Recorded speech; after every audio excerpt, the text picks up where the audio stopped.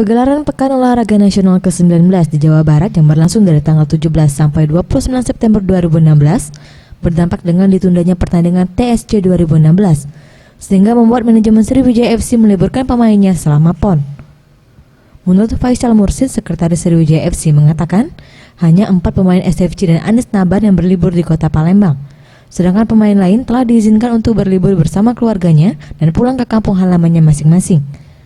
Untuk jadwal latihan sendiri, seluruh pemain wajib kembali ke Palembang pada tanggal 22 September 2016. Hal ini dilakukan untuk persiapan tim melawan Bayangkara FC yang menurut jadwal akan dimainkan pada tanggal 2 Oktober 2016 dan SFC bertindak sebagai tuan rumah.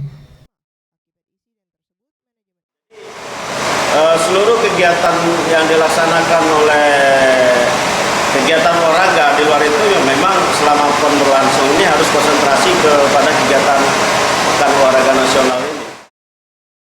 Ia menambahkan target 3 poin harus didapat SFC dalam pertandingan melawan Bayangkara United. Hal ini dikarenakan untuk merebut posisi puncak klasemen yang masih dipegang Madura United dan mengejar target manajemen yang harus menjadikan SFC juara TSC 2016. Faradu Satria, Sriwijaya TV.